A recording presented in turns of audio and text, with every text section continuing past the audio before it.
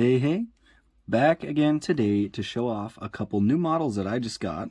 A couple Mini GT Lamborghinis.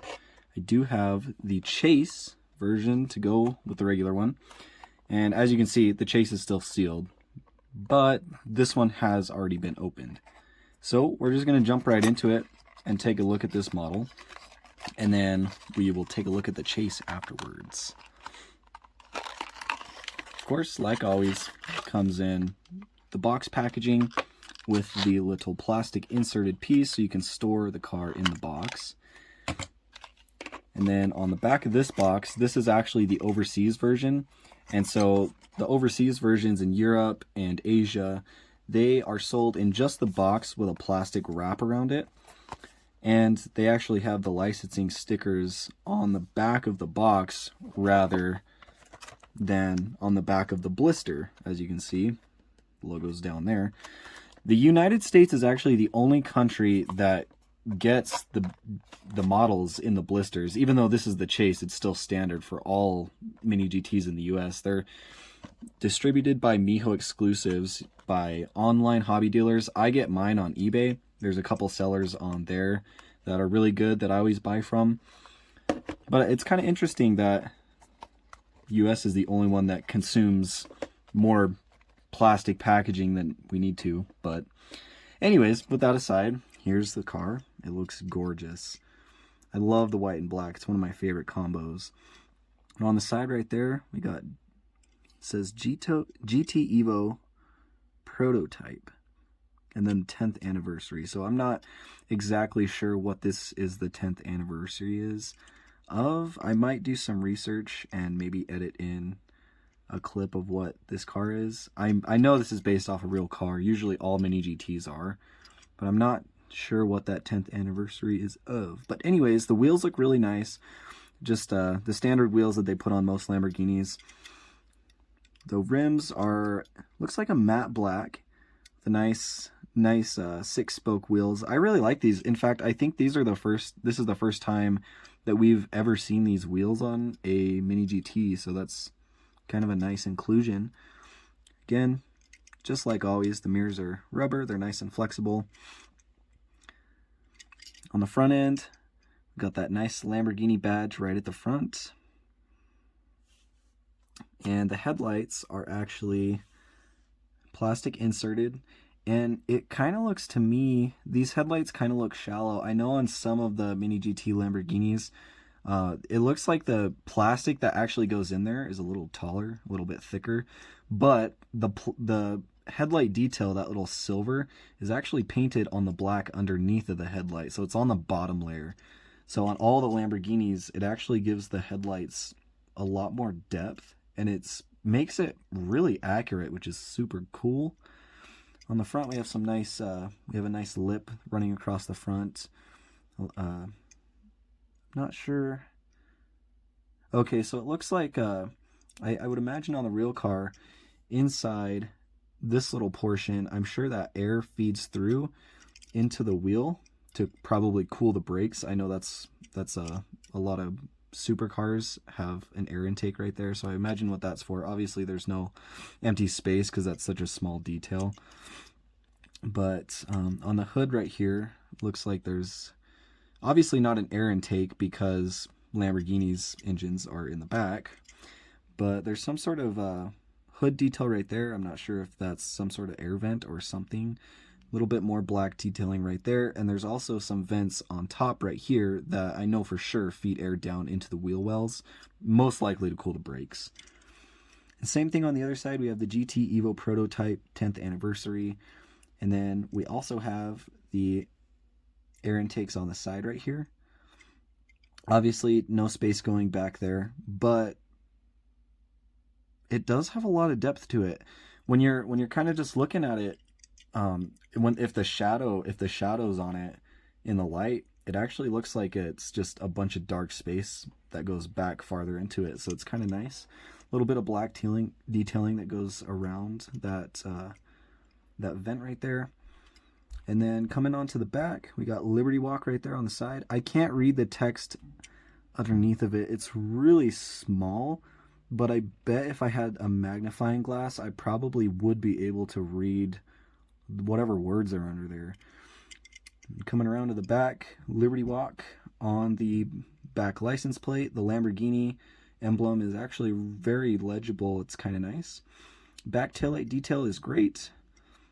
You can actually see the classic pattern on, probably printed or painted on the outside of that clear plastic. I can't really tell, it's too small, but they look really nice, very accurate. The tailpipes are just black on this model, no chrome or anything, but I think that's okay. Then obviously we have our rear diffusers. Metal is base, just like always. No tampo of the model on the bottom side. Kind of wish they would do that. But we have this this nice rib that goes up to the back of the spoiler. That's something that's pretty classic with Liberty Walk's silhouette models. I think they only do it for Lamborghini. This is the Aventador EVO, the GT EVO. And then they also do it on their Huracans as well. It's like I think it's the, I know Liberty Walk has a couple different groups of teams that work on cars, and I think the team that does these cars, they're called Silhouette Works. And then we got Liberty Walk on top of the wing, and then just for the panel above the engine hatch, it's just black, and then the roof is black. No tampos or anything. There's not actually gaps in between this paneling where the engine is.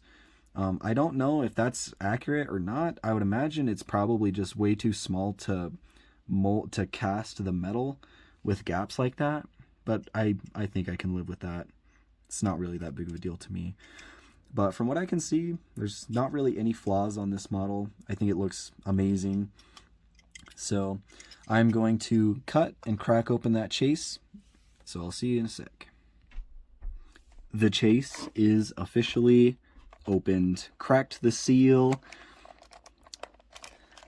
So let's take it out and give it a look. Obviously, same exact box. The only difference is that on the back, there's no licensing stickers like there is on the other one. And then the back card for this model is pretty plain. And it has this little plastic tray that the car sits in while it's in the blister. So I do like that they do that because it protects the model really well. But another interesting fact for any of you interested in production numbers, so for the Miho exclusive versions of this car, so for the regular model, there's 4,800 in this blister model. That's the total production number that they make, and these actually ship to the chases, ship to distributors in cases of 24. So you can actually take this number and divide it by 24, and that's how many total chases are in population for a specific model. Because the United States is the only country that gets chase models of Mini GT, and the chases are one per case, and they all ship in a case of 24 for each car. So that's a pretty easy way you can find out the number of chases that are in circulation. And for this model, there is only 200 of these, so that's kind of cool. I like that.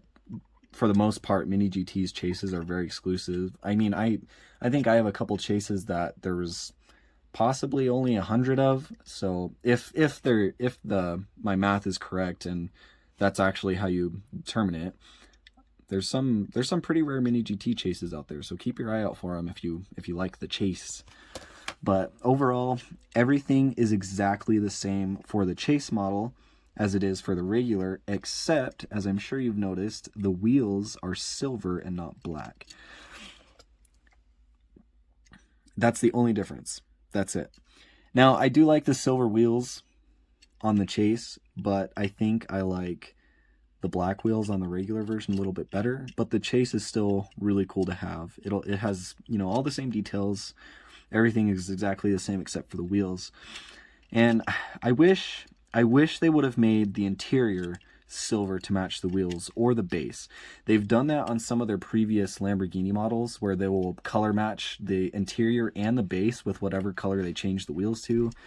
But unfortunately, they did not do that with this one. So kind of a bummer, but it's honestly fine because they look great next to each other.